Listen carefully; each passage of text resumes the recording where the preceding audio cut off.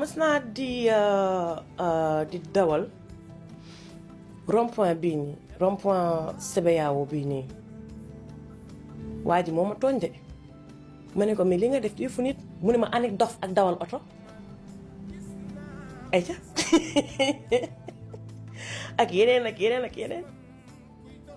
wala nga wax lu ndaw yaay noppil yow dof nga ba ci fan yi rek ci élection yi ba ma partagé ci réseau yi sama vote kon dof yi sax dañuy voté man amul lenn lu may def léegi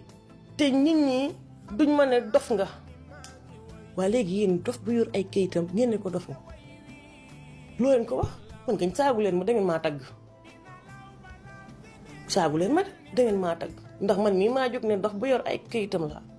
léegi nag bu ma leen rombee ngeen ne ma dof nga sama tur rek ngeen ma wax voilà. mais Halima lu tax nga nangu moo dof boobu.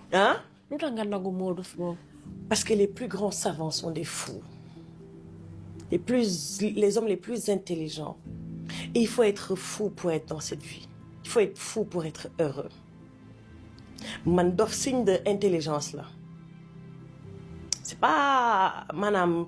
du xas bu ñu la nee dof nga rek c'est parce que da nga am intelligence boo xam ne ñeneen ñi amuñu ko tu vois donc les plus grands savants c'était des fous Victor Hugo du ma dem sax ci tubaab bi Jo Wakam ce grand artiste il avait pas toute sa tête